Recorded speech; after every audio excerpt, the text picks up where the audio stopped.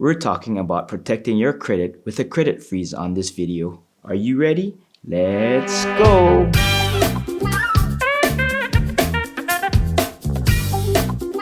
Hi, thanks for tuning in. My name is Dean Ueda, and I am a real estate investor and realtor in Honolulu, Hawaii.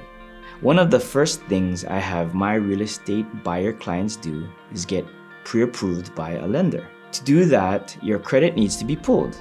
And credit is something a lot of people, including myself, take for granted. That is, until something bad happens. Before we get any further, let me ask that if you like my content, please subscribe to my channel and click on the bell and the like buttons to get alerts on my weekly videos. If you're concerned about identity theft, data breaches, or someone gaining access to your credit report without your permission, you might consider placing a credit freeze on your report. I obtained the following information from the Federal Trade Commission website. Let's start with, what is a credit freeze? Also known as a security freeze, this free tool lets you restrict access to your credit report, which in turn makes it more difficult for identity thieves to open new accounts in your name. That's because most creditors need to see your credit report before they approve a new account. If they can't see your report, they may not extend the credit. Does a credit freeze affect my credit score? No, a credit freeze does not affect your credit score. A credit freeze also does not prevent you from getting your free annual credit report, nor does it keep you from opening a new account. But to open one, you need to lift the freeze temporarily. It's free to lift the freeze and free to place it again when you're done accessing your credit. A credit freeze does not keep you from applying for a job, renting an apartment, or buying insurance. The freeze doesn't apply to these actions, so you don't need to lift it. A credit freeze doesn't prevent a thief from making charges to your existing accounts. You still need to monitor all bank, credit card, and insurance statements for fraudulent transactions. Does a credit freeze stop pre-screened credit offers?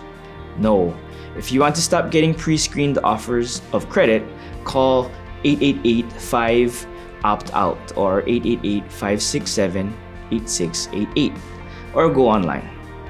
The phone number and website are operated by the nationwide credit bureaus. You can opt out for 5 years or permanently. However, some companies send offers that are not based on pre-screening, and your federal opt-out right will not stop those kinds of solicitations. Can anyone see my credit report if this is frozen? Certain entities will have access to it. Your report can be released to your existing creditors or to debt collectors acting on their behalf. Government agencies may have access in response to a court or administrative order, a subpoena, or a search warrant. How do I place a freeze on my credit reports? You contact each of the nationwide credit bureaus. I'll put a link in the comments below. You'll need to supply your name, address, date of birth, social security number, and other personal information. After receiving your freeze request, each credit bureau will provide you with a unique PIN or personal identification number or password. Keep the PIN or password in a safe place.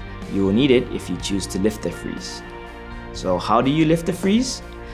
A freeze remains in place until you ask the credit bureau to temporarily lift it or remove it altogether. If the request is made online or by phone, a credit bureau must lift the freeze within 1 hour. If the request is made by mail, then the bureau must lift the freeze no later than 3 business days after getting your request. If you opt for a temporary lift because you're applying for credit or a job, and you can find out which credit bureau the business will contact for your file, you can save time by lifting the freeze only at the particular credit bureau. Otherwise, you need to make the request with all 3 credit bureaus. So, what's the difference between a credit freeze and a fraud alert? A credit freeze locks down your credit.